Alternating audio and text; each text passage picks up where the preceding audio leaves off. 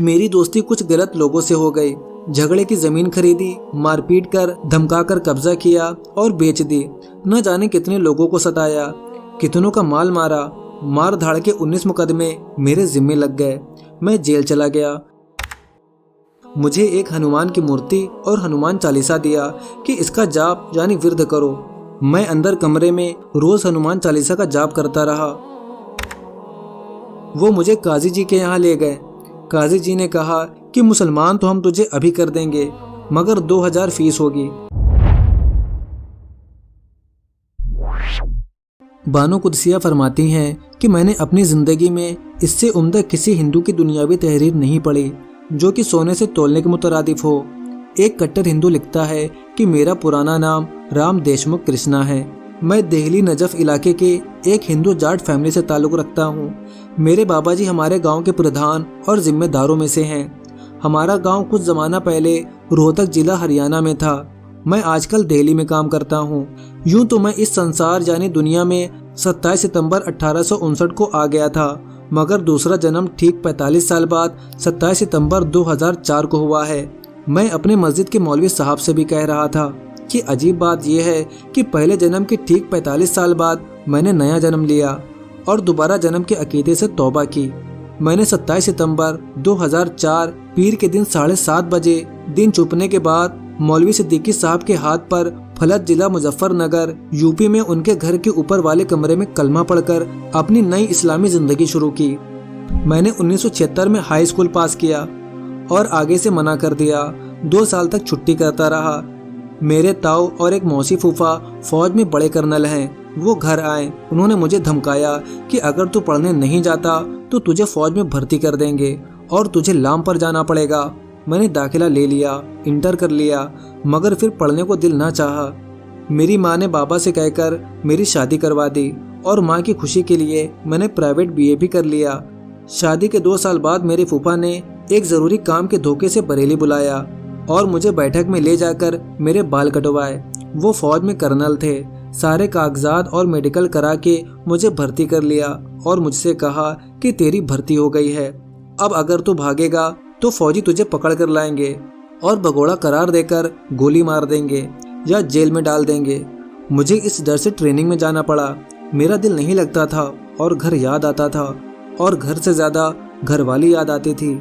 बेचारी बड़ी मोहब्बत करने वाली शरीफ औरत है।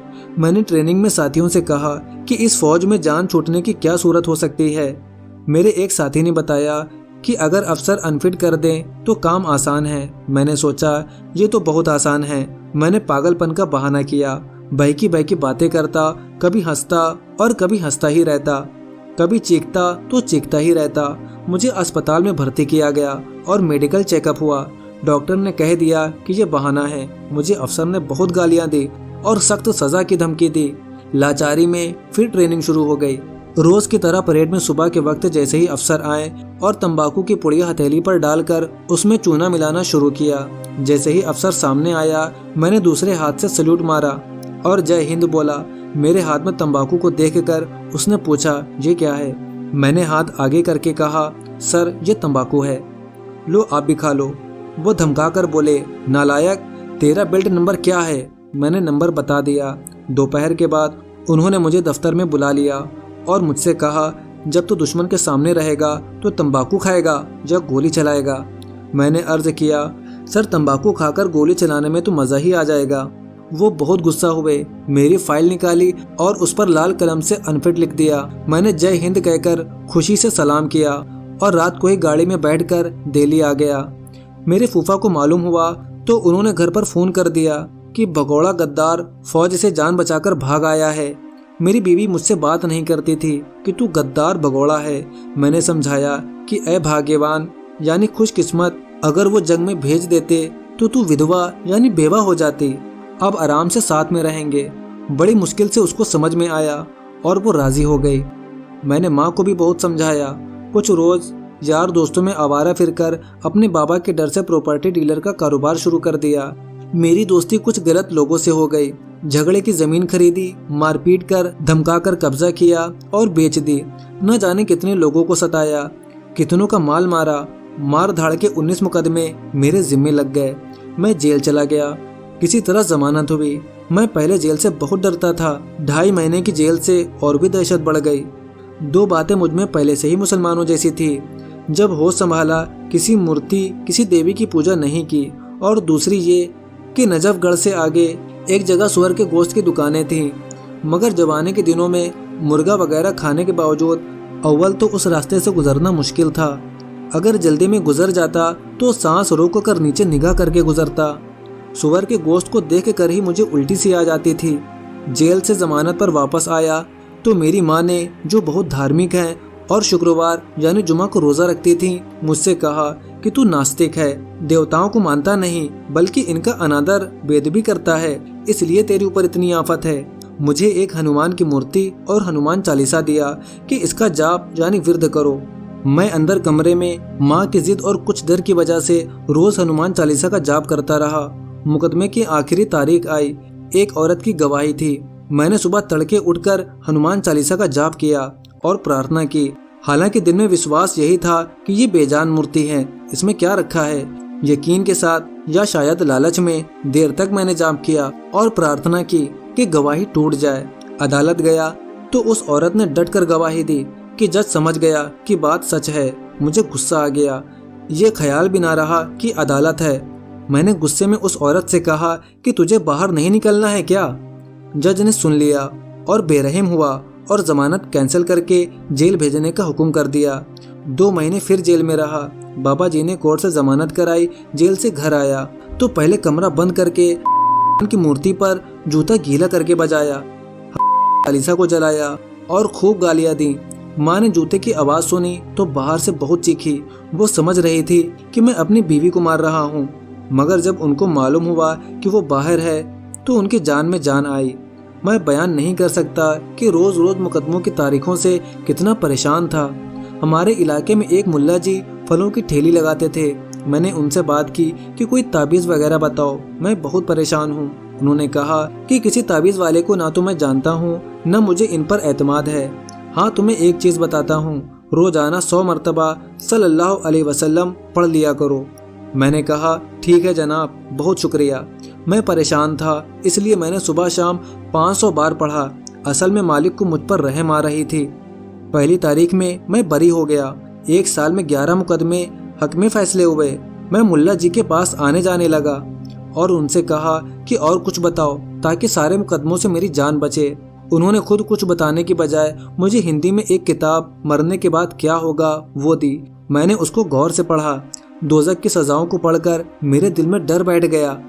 रात को डरावने ख्वाब भी दिखाई देते। मुझे बार बार ख्याल आता कि मैंने कितने लोगों की ज़मीनें दबाई हैं, कितने लोगों को मारा है, अब मेरा क्या होगा। मुझे इस किताब ने बेचैन कर दिया। मुकदमों से ज्यादा रात दिन मौत और दोज़ख का खौफ सवार रहता।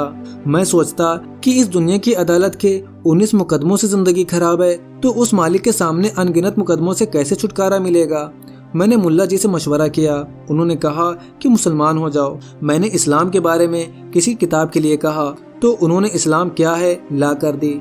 मेरे समझ में इस्लाम आ गया। अब मेरी समझ में आया कि मेरा फौज में दिल क्यों नहीं लगा। अगर मैं फौज में रहता तो ये जुल्म मारपीट ना करता और मरने का ख्याल भी ना आता। मेरे मालिक ने मुझे हिदायत के लिए फौज से भगा दिया और उलट पुलट काम करवाए। इस्लाम कबूल करने के लिए मैं इमाम बुखारी के पास जामिया मस्जिद दिल्ली गया। पहले तो उन पर पहुंचना ही बहुत मुश्किल है। मैं किसी तरह तरकीब से कई दिनों की जद्दोजहद के बाद उनके पास पहुंचा। इमाम साहब ने कहा कि आपने यहाँ के जिम्मेदार लोगों को लेकर आना जो तुम्हें जानते हो। मैं 2-4 रोज कोशिश से 2 मुसलमानों को लेकर गया तो वो कहने लगे शनाख्ती कार्ड लाओ। मैंने कहा कि आपने पहले क्यों नहीं बताया, बार बार क्यों परेशान करते हैं। वो नाराज हो गए और बोले बात करने की तमीज़ नहीं। मैंने कहा तुम्हें तमीज़ नहीं, मुझे तो है, और मैं चला आया। उसके बाद एक साहब ने दिल्ली की फतेहपुरी मस्जिद जाने को कहा। मैं वहाँ पहुँचा तो मुफ्ती साहब ने कहा कि मुसलमान होने के बाद तुम्हारा निकाह ख़त्म हो जाएगा, तुम्हें अपनी बीवी छोड़नी पड़ेगी। मैंने कहा कि वो 25 साल से मेरे साथ रह रही है, ऐसी भली औरत है कि आज तक मुझे उससे कोई शिकायत नहीं हुई, मैं उसे कैसे छोड़ सकता हूँ। उन्होंने कहा कि फिर तुम्हें कलमा नहीं पढ़वाया जा सकता और न तुम मुसलमान हो सकते हो। वहाँ से मायूस होकर मैंने तलाश जारी रखी। एक साहब ने मुझे एक मज़ार पर भेज दिया। वहाँ एक मियाँ जी लंबे बाल, ढेर सारी मालाएं गले में डाले, हरे रंग का लंबा कुर्ता और बहुत ऊंची टोपी पहने हुए मिले। मैं एक जानने वाले को वहां लेकर गया था। उन्होंने कहा कि मैं तुम्हें कलमा पढ़ाता हूँ, मेरे करीब बैठो। घुटनों से घुटने मिलाकर अदब से बिठाया। अपने दाहिने हाथ में मेरा बायां अंगूठा और बाएं हाथ में दायां अंगूठा ले लिया और बोले, मुरीद होने की नियत करो और मेरे पैरों पर अदब से निगाह रखो। मुझे बचपन के खेल का ध्यान आ गया। हम बच्चे एक दूसरे को इसी तरह करते थे। मुझे हंसी आ गई। मैंने कहा, मुझे बचपन का एक खेल याद आ गया है, अगर बच्चों की तरह आपको भी सर के ऊपर घुमाकर फेंक दूं तो। उन्होंने फिर धमकाया, न जाने क्या क्या कहलवाया, कादरिया, गौसिया वगैरह वगैरह। फिर बोले, मेरे पाँव के बीच सर रखो। मैंने मना किया तो धमका कर बोले कि मुरीद होकर बात नहीं मानता। मैंने सर टेका और जल्दी से उठा लिया। वो दोबारा बोले, अदब से कदमों में सर रखो और ये सोचो कि मुझ में खुदा का नूर है। जिस तरह खुदा को सजदा करते हैं इसी तरह करो। मुझे गुस्सा आ गया। मैं इस्लाम के बारे में बहुत कुछ पढ़ चुका था। मैंने उस नालायक से कहा, अगर मैं तुझे उठाकर दे मारूं तो खुदा तो मैं हो जाऊंगा, इसलिए कि जो ताकतवर होता है वही तो खुदा होता है। मैंने 2-4 गालियां दी और चला आया। मुझे मुसलमान होने की बेचैनी थी और मौत का खटका था। मैंने एक मुल्ला जी से जिक्र किया। वो मुझे काजी जी के यहाँ ले गए। काजी जी ने कहा कि मुसलमान तो हम तुझे अभी कर देंगे, मगर 2000 फीस होगी। मैंने कहा, मुझे मुसलमानों का इस्लाम नहीं चाहिए, मैं तो मोहम्मद सल्लल्लाहु अलैहि वसल्लम का इस्लाम कबूल करना चाहता हूँ। अगर मोहम्मद सल्लल्लाहु अलैहि वसल्लम ने किसी को मुसलमान करने के लिए पैसे लिए हैं तो आप भी ले लें। जब उन्होंने कभी एक पैसा नहीं लिया तो आप कैसे पैसे ले रहे हैं? 2000 की बात कोई बड़ी नहीं थी, मगर मुझे विश्वास नहीं हुआ। मैं वहाँ से भी वापस आ गया। अगले रोज एक मस्जिद के सामने जा रहा था।